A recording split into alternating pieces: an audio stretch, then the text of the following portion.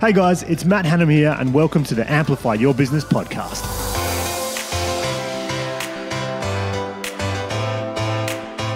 All right, here we are. This is the first podcast, I think, of a podcast which hasn't quite been named, but I think we're calling it Amplify. Well, I think we're calling it Amplify Your Business. So, yeah, we're almost there. But so look, my first guest. This is Matt Hanham here from Team Visible, and look, my first guest on this podcast, which has been sort of rushed into fruition, is Justin Bourn from Blank Canvas. So, welcome, Justin. Thank you. Rushed is an understatement. Getting it done. I don't care about the planning, it just has to happen. That's right. So here we are. And they got the questions 10 minutes ago. Love it. Look, you're lucky you have questions. That's it. I mean, a lot of people's podcasts don't have any questions. That's true. Yeah. Okay. So listen, we've got Justin here from Blank Canvas. Now, let's just start off with so who are you and what do you do, Justin? Who am I? So my name's Justin Bourn. I am founder and director of Blank Canvas, which is a CGI creative company. So we produce architectural renders for property predominantly, around Australia. Right, so let's have that in plain English. Let's have that in plain English for the punters. We make pretty pictures, in other words. So artist impressions is the easiest way to explain it, yeah. So basically, you create the impressions, mainly of buildings which are yet to be built, of what an apartment looks like, the interior, the exterior. You generate them your team generates them with computer and with software effectively. So yeah, you could say that's a more simple way of explaining it. Let's just break it down. I mean, people know what CGI is, people don't, but I think it helps to break it down. One of those hard things to, when you're introduced to people, what do you do? And it's just like, I make pretty pictures. Make pretty pictures? Yeah. It's a little bit more than that. It is a little bit more than that, but it's a little bit hard to explain sometimes, okay. Yes. All right, well, let's make it a little bit easier then. So what's something about you that your family and friends might know, but someone that's not involved in your business might know a little bit more about? I saw this one before, and something that popped into my head was actually, so recently I got married, which was fun, I guess.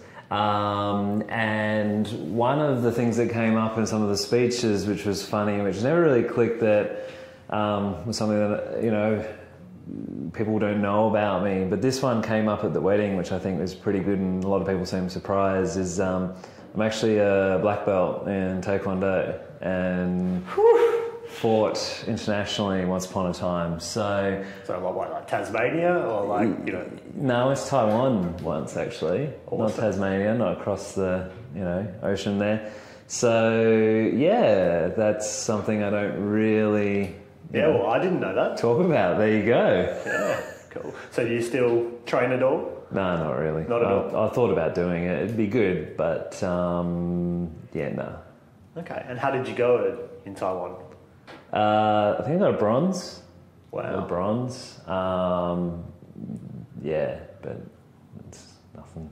So I would assume there's an awful lot of discipline that you get from martial arts, or my small sort of touch on martial arts has shown me that there's some incredible discipline and stuff there. So what did that do for you? What do you think that helped shape you as a person? Well, look, I was a very shy kid, so I think around the little neighbourhood there was a bunch of kids that were all growing up around the same time, and kind of got into a bit of an altercation with a couple of them, and I think naturally I'm competitive as well, and I didn't really like that. I've realised I'm a control freak in the last year or so, and I think out of being vulnerable and not being able to control that situation, really had to do something about it. And so went and tried out Taekwondo when I was, I think, 10 or 11, and did it for about 5 or 6 years. Was a junior instructor as well, so I was teaching kids 2 days a week after school. I had no way of getting to the dojo or the gym, you could say. I had to ride my bike there every Tuesday and Thursday, past all the danger. No, the danger was gone by that point. Danger was well gone by that point. And so I think my determination, discipline and things, it was good for me through those years, and helped me, I think, for the more so self-confidence. Was one of the biggest takeaways from doing martial arts. Yeah, right. Yeah. So how did you get into business? I mean, what happened? Like, what did you do before this? So I guess my story, I'm not that old. I was, we're here in Perth, WA, and when I was graduating high school, Perth was going through a big mining boom. And so all the talk on the town was mining, and big money can be made in that industry. In short, I was good at tech graphics, thought I can do this, got a traineeship at an engineering company, realised that as a draftsman, realised draftsmen were the broom sweepers of the engineering world, and was like, nope, fuck this, and decided to work my way up. Then I was poached by a startup engineering company. Actually, 2 engineers were founding it 3 years prior to starting my business, and it was a risky opportunity, but I love the idea of being able to make my own. I was always frustrated in the corporate engineering companies, very restricted. People just bums on seats, just wanted to do their job, and that kind of really annoyed me. And so that was a great opportunity, and then I helped, grow a team there under the leadership of those 2 guys, and it was good, and I learnt a lot. And then I always had a passion for 3D. Ever since I was younger, I was actually going to study 3D instead of engineering, but went down the engineering path. Safer. Yeah, it was safer at the time, particularly. And it's just funny how I ended up being drawn back to the 3D anyway. And so I self-taught myself. I tried to get it going as a business inside the previous company that I was with. That didn't really come to fruition, and started to get some interest in my work, and started Blank Canvas. And 3 years on, we're now a team of 9. So that's a bit of a incredible condensed version. So how did you really make that step? Like, what were you, obviously it sounds like you were feeling some frustration, but at what point were you ready to leap, and how did that sort of eventuate? So I've had a couple of these conversations lately, actually, in that transition point, I guess. For me, it's funny, we listen to influencers and a few other people and about giving value and just doing shit. And actually what started off Blank Canvas was I did a piece of work for free. So, and I like sharing that because there are other people out there who talk about doing that to get to get ahead. And I did a piece of work for free, and through that, I guess I was then connected with other people. So I did it for a developer who was like, if we win this project, then I'll give you more work, which is now I'd recommend against that type of stuff. Sometimes when you're getting paid to do work, don't do the whole, we'll give you more work. But back then I had nothing to lose, only to gain. So I did it. Was introduced to the architects liked what I did, and they got me to quote on other work, and then I started to build a bit of momentum. And so I was working my day job because I still had the responsibilities there, and I didn't want to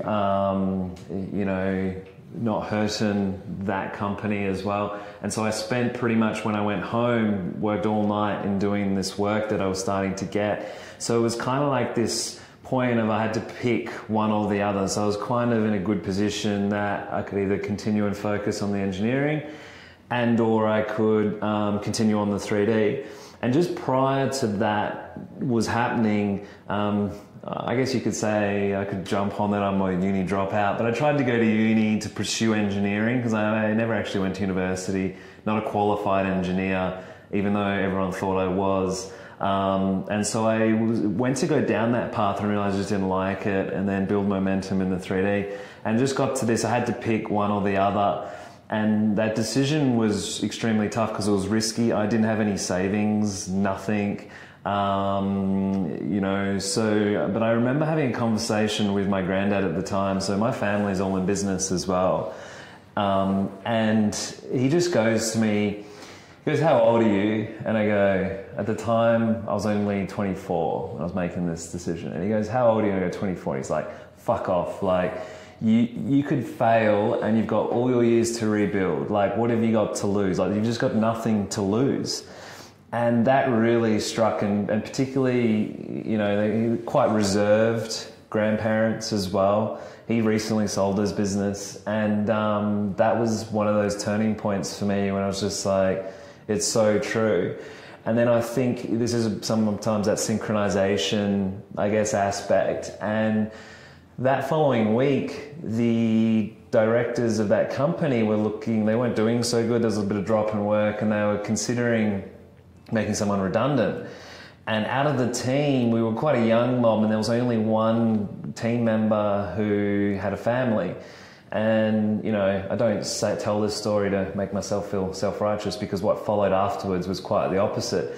But they were talking of getting rid of him, and I'd already been going with all this decision, and I was like, you know what, look, rather than getting rid of him, I'm going to go off and do this thing. And, that kind of pushed that decision as well. Like, it's not right for me if I'm having this decision, and that's pretty much it. And then I just went guns blazing, and had to make it work. Awesome. So, like, one of my questions was going to be sort of what help did you receive? And it sounds like you had a really great conversation with a grandparent, because I think a lot of people do struggle sometimes with the generation or a couple of generations before them, in that they can have a very, not negative, but maybe a very conservative mindset at times, and they do struggle to sort of manage and deal with their family. So I guess it sounds like you had this experience where you had a relatively conservative grandparent, but he or she was still telling you to get on with it and go and do it. You're so young.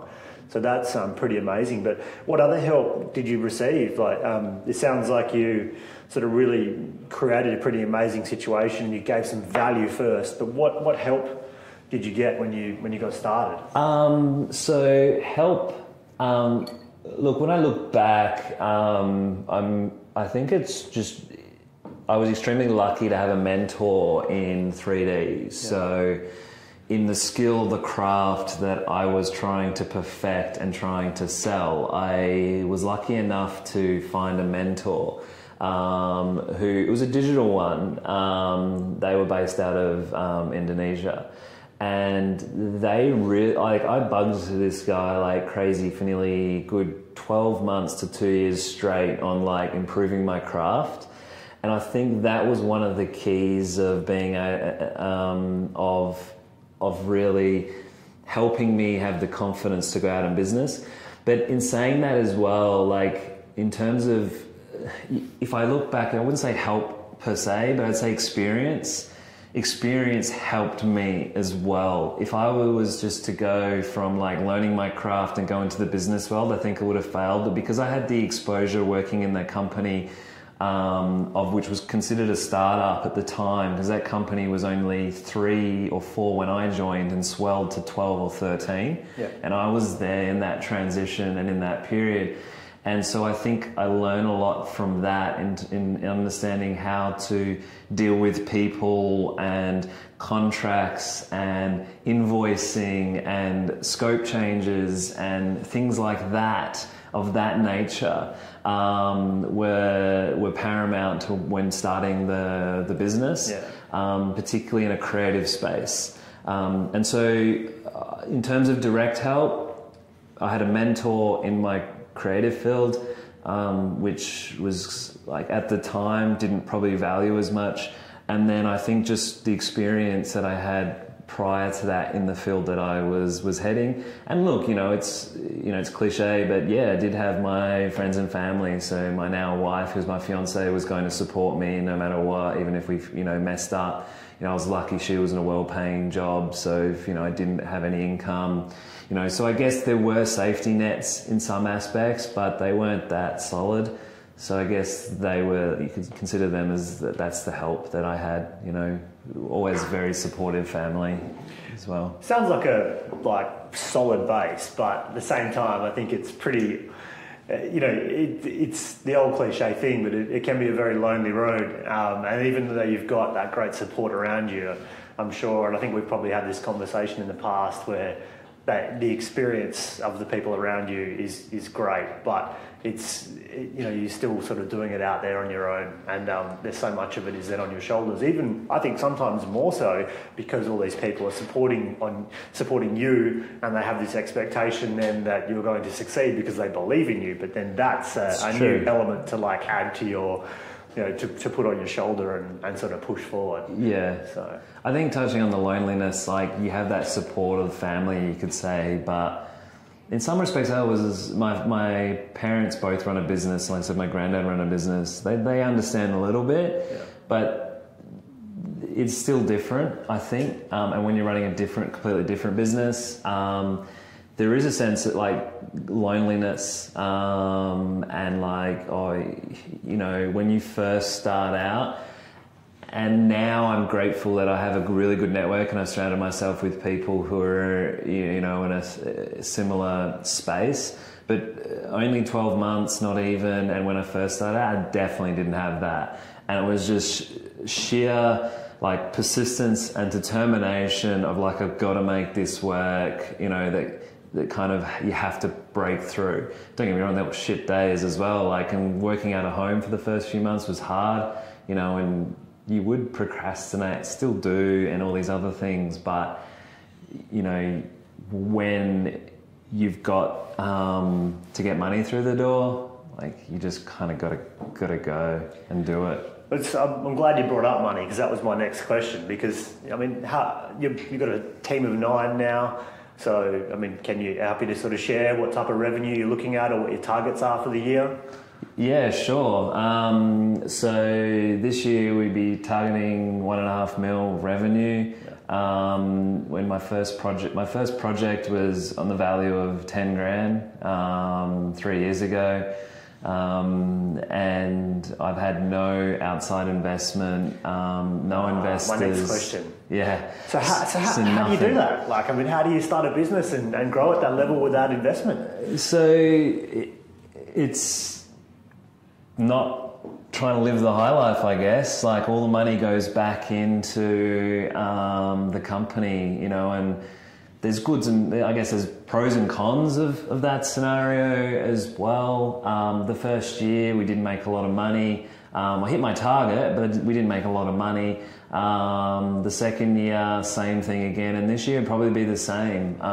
You know, it's trying to play that long game, trying to play that long game. It's hard to say that in the moment, but you got to try and play that kind of long game. And I've always, you know, tried to invest forward as well. And people are also really important in that element too. And, you know, I think as well is knowing when to also push your prices up every so often, and not, you know, work for free. So, you know, our fees tripled over the first 12 to 18 months. You know, once we got a bit more confident and respected what we did a bit more. I remember my first price hike was no one's going to pay this for this, this, you know, and it's all self-talk. Oh, no one's going to pay this for this. And behold, people start paying for it, and then you up it again, and people start paying it, but others don't. But you weed out; they're the people we don't want to be dealing with anyway. So, you know, to answer your question, I think it's just a matter of continually refining and perfecting your craft, looking at charging what is probably what it should be charged at, and even what the market is charging as well. And then just taking that money and putting it back into the business if you're fully, you know, self-funded.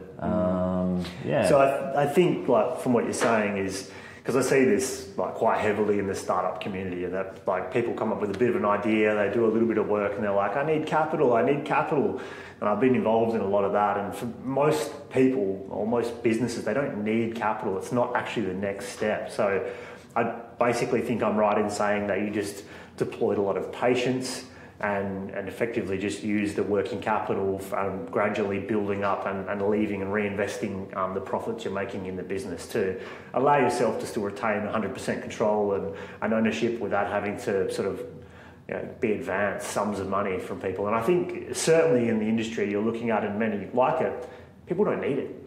People don't need that. So it sounds like the approach has given you a lot of control, but I'm sure it took a lot of patience and dedication at times. Definitely. And the funny thing is, it never actually crossed my mind to get, investment or whatever it may be. And it's like only now at the 3-year mark, it's something that we would ever consider. And there's a great thing, I think, about Tony Robbins talks about resourcefulness. Everyone can blame, I need more money, need more time, or to be honest, I forget the third one. But, in the moment, you end up finding a way to kind of making it happen. And if you need more projects, you go out and you make calls and you email people, or, you need more help to get the work done, or you find people to, get it done. And sometimes you have to sacrifice some margin there or something, but it's playing it, patience for that longer game. And you will find a way to make it work. I think if you believe in what you're doing.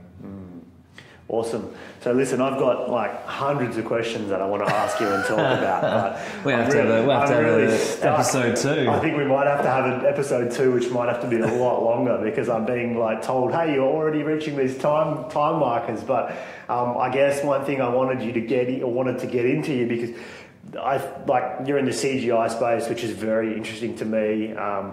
We both have similar. We've had chats about where we think media is going, etc. And one thing I really wanted to touch on was VR, and get your thoughts, being sort of not attached to it, but sort of in an industry, in a space very close to it. And where do you think things are going with VR, and what does that look like for your business, and how does that impact all of us going forward? Yeah, so I've had a few of these conversations. I have my opinions on VR, and everyone will. The short, it's coming. It's definitely coming, and it will be here. Lately, only the last couple of months, we're getting more and more interest in it. We do actually produce VR, virtual reality, for walking through like apartments and buildings and stuff like that. And we've been doing kind of a stepping stone of 360 panoramas. They're not really classed as VR. For most people they are, but they're just static images, 360 images you can put a headset on. In my space, my opinion of it is varying, because it's just being mindful of the gimmick. Like, some people jump on the hype of the gimmick and it doesn't necessarily have a practical application yet, particularly in an apartment space where we operate in property.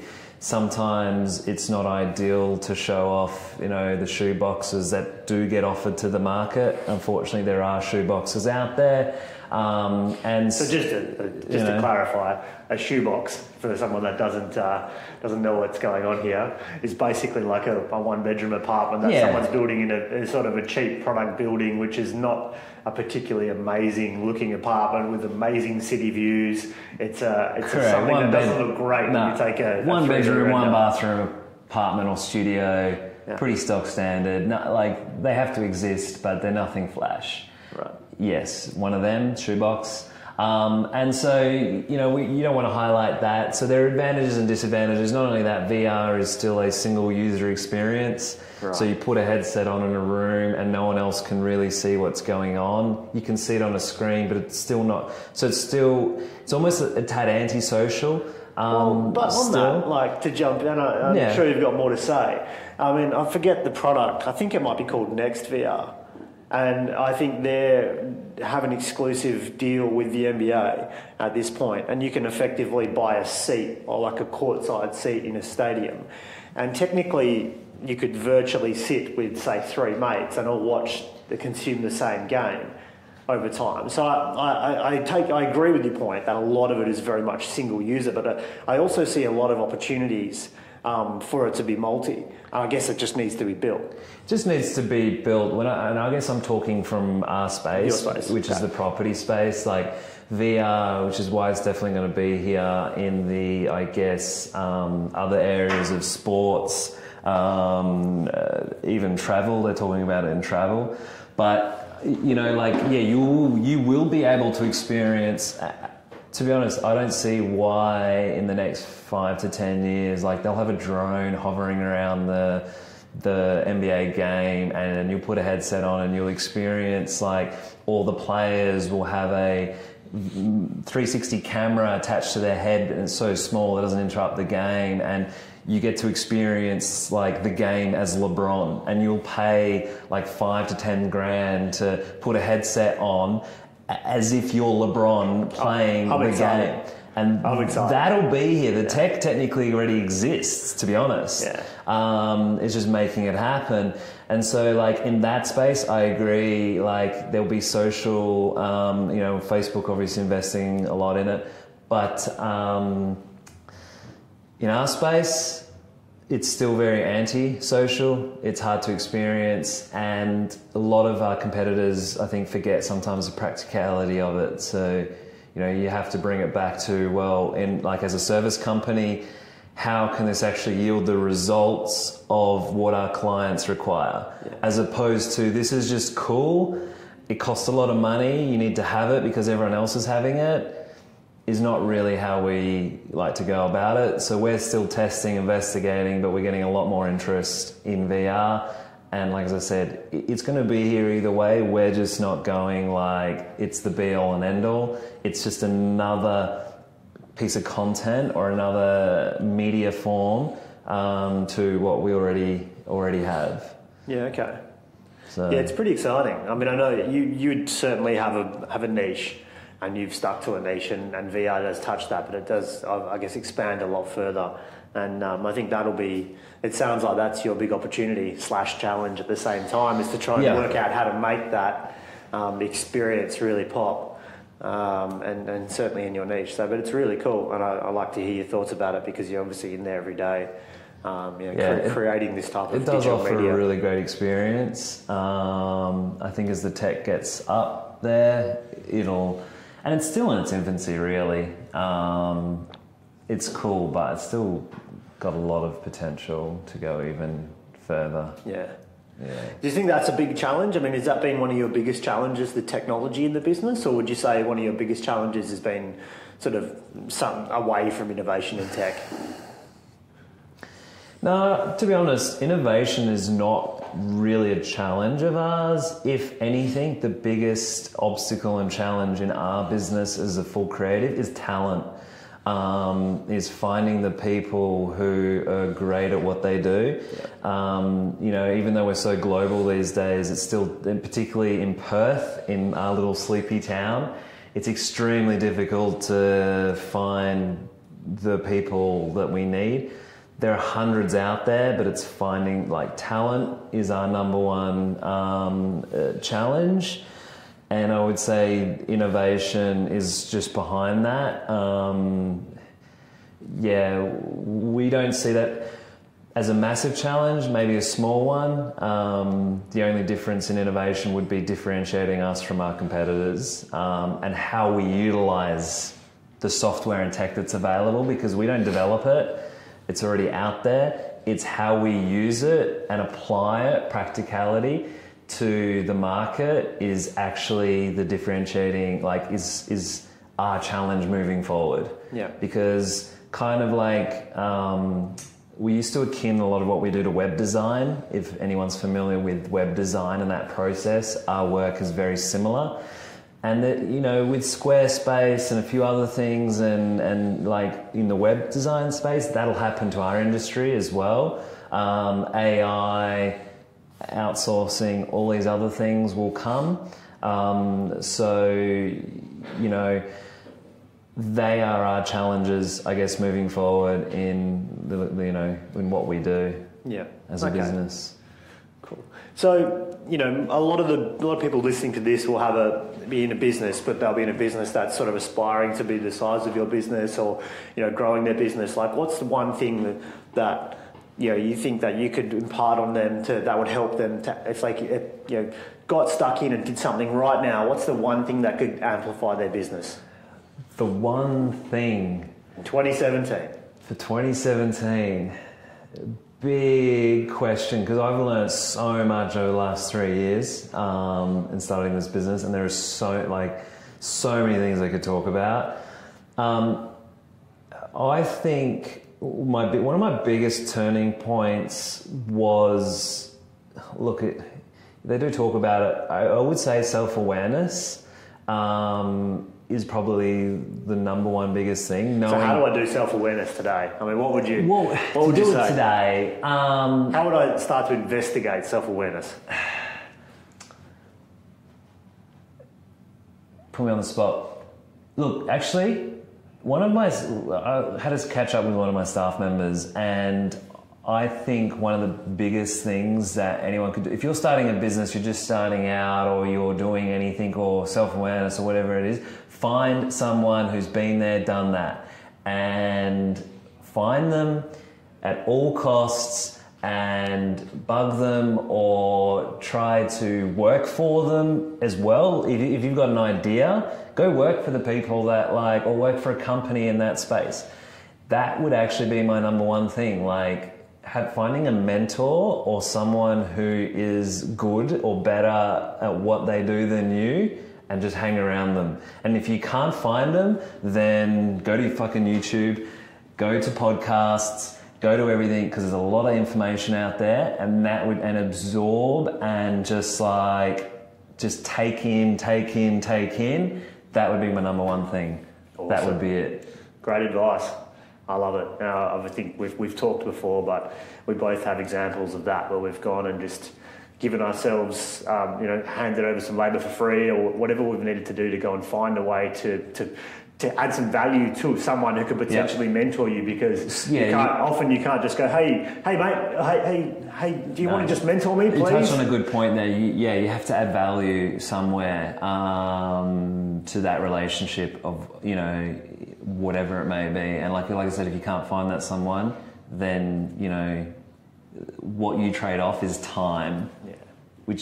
And your attention to other forms. Yeah. But if you do happen to find or of people, then you have to offer some sort of value to make it worthwhile. Awesome. For another person. Well, look, I've got honestly 20 more questions that I want to ask you. So we're absolutely, definitely, I'm going to lock you in. We're doing this again. Yeah. But for now, we're gonna wrap this up. So look, if people want to know more about you, where can they find you? What profiles are you on? What's Blank Canvas on about? Where do I find out more? So we're pretty big on Instagram, so you have to follow Blank Canvas on Instagram at Blank Canvas Visuals. Also our website is blankcanvas.studio. Myself, you can follow me on my Instagram at JTBZO. JTBZO. Yeah. And that's probably the best locations at the moment, and I think we have Facebook for Instagram as well. So awesome. Yeah.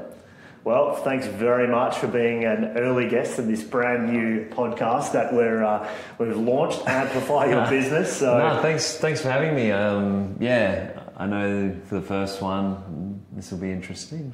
Oh, it's been brilliant. You've been a good guest, smooth talker, smooth operator. So, look, thank you very much for joining us, and it's been a blast. But we'll definitely come back. I've got a lot to talk about, a lot to ask you, and so that'll be it. But thanks very much.